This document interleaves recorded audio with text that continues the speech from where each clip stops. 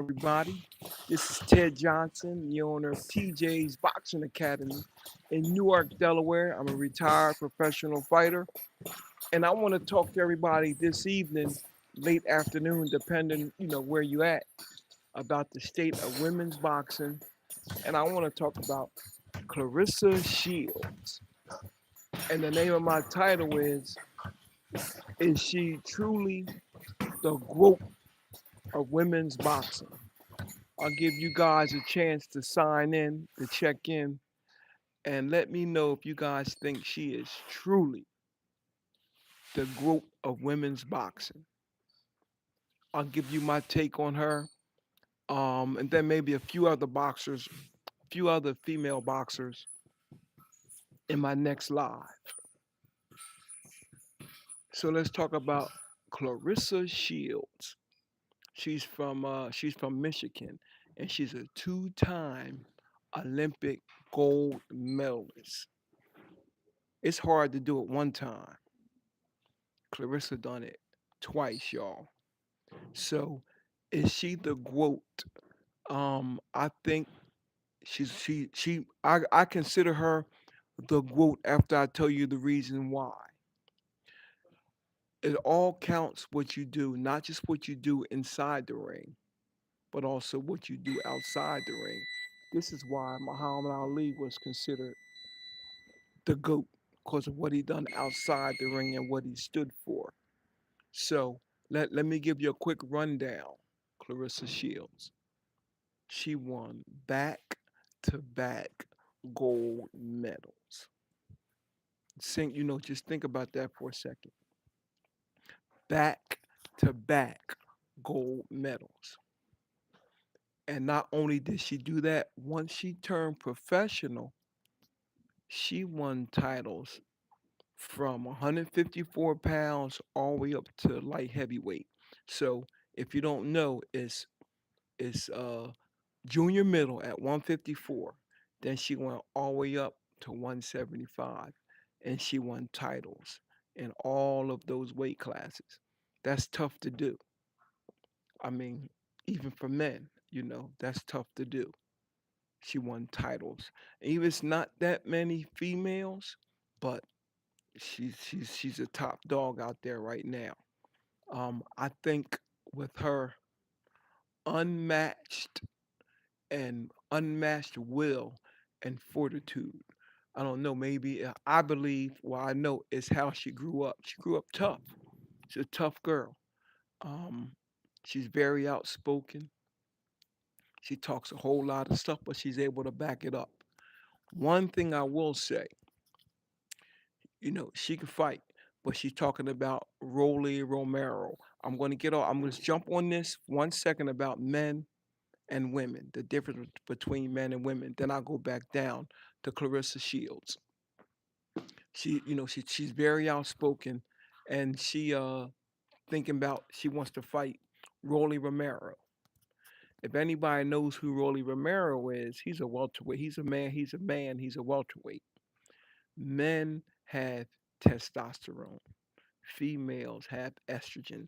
There's a reason why that we don't compete with each other. Let's just go for police. Let's say the police force, the police academy, the armed forces.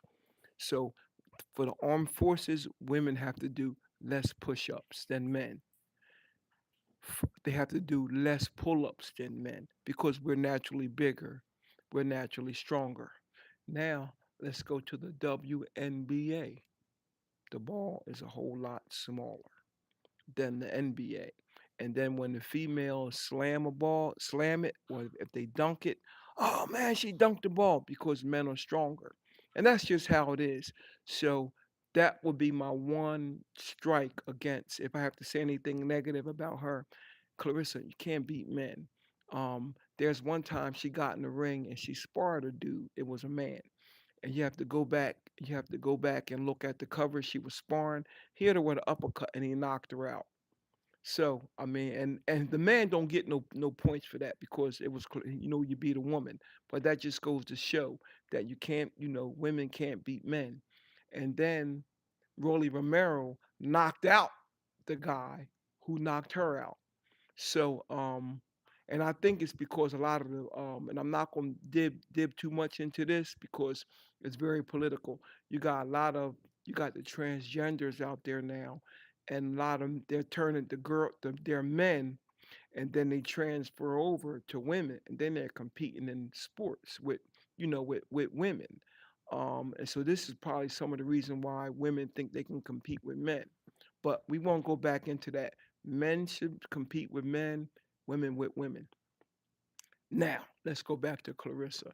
She won titles in four different weight classes. She went from 154 all the way up to 175.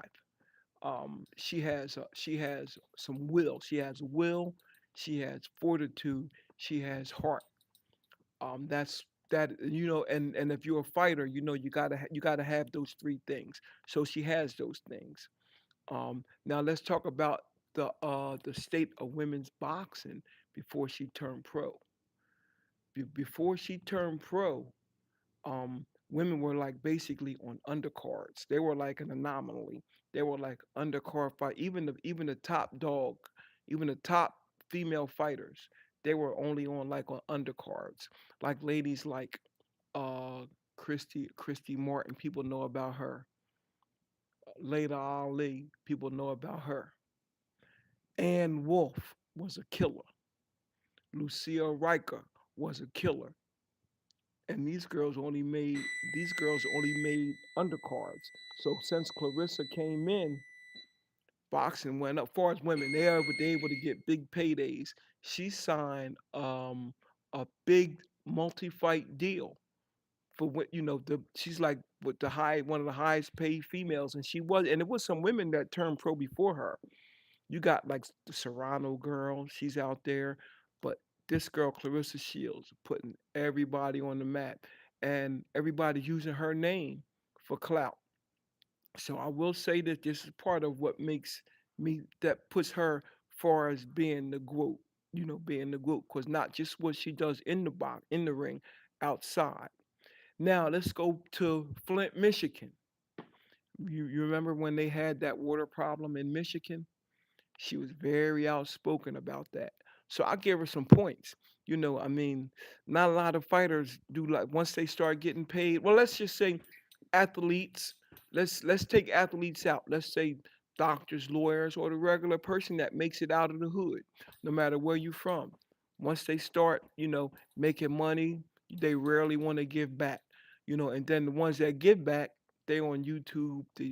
If they're giving out chickens or giving out turkeys, they're letting everybody know. So whatever you guys do, you're supposed to do it, in secret. Not necessarily secret, but just do it, and not let everybody know. So a lot of the people that are giving back, like the big name, the 1% of the guys that make all the big money, and the women, whenever they give back to the community, they have the whole have their whole crew with them, video and everything they do. They're in the store buying people to, they may buy toys for Christmas or whatever. There and they're getting videos. They showing everything they do. But one thing with Carissa, she was outspoken, and she wasn't on no videos. She wasn't like showing. You didn't see her at the place in where they were like the water refinery and making sure all the copper and stuff came out of the water. You didn't see her. You just heard her speaking about it. So that's one thing I like about her. She put boxing back on the map. So from 2016 to 2024, now women are really, really getting paid now for boxing. What do you guys think? I'll give you guys a chance to jump in. Who's your group of boxing? The next time, my next one, I'll give you guys two other females. She's in there, Clarissa's in there, but I got two other females that I'm going to talk about. I'll let you know their names, and I want y'all to look them up. Lucia Riker was a killer. Ann Wolf was a killer. So those are two ladies I want to talk about the next time I talk about Clarissa Shields. So is she truly, truly the growth of boxing? Uh, I have to say yes. Because of the stuff that she's doing, because of the stuff that she's doing outside the ring. So I'm gonna give her the goat. I'll give her props because of the stuff that she's doing outside the ring. Now what? And then, oh, you know what? But people forgot this. She also fought an MMA fighter. I don't know it. I see other people come from MMA and then they come to boxing. But I don't see no champion boxers saying, you know what, let me put my record on the line and go MMA. This girl had a first round TKO in an MMA fight. I mean, so I got to give Clarissa Shields the nod. If you have to say who's the GOAT, I'll give it to Clarissa. But Clarissa, you can't beat no man.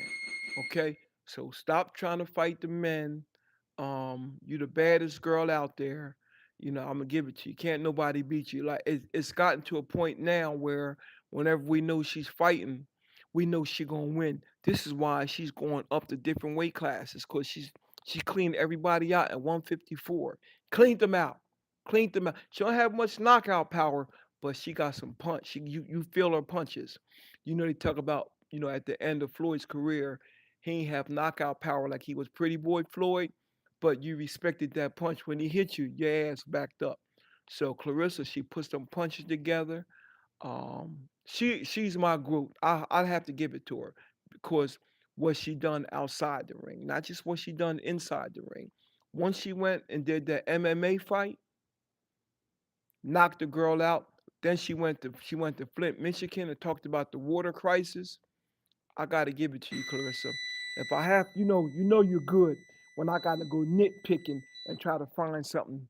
So I'm going to say, Clarissa, stick to fighting the women. I know you're running out of challenges, but you gotta stick to women because you're gonna get one of these knucklehead guys or one of these promoters that's gonna say, you know what? Come on, fight this man, and it's not gonna be good for you, Clarissa. So stick to fighting these women. You the best right now. You the GOAT. I'll give it to you. I'll give you your props. So listen real close, y'all. You just may learn something. Yeah.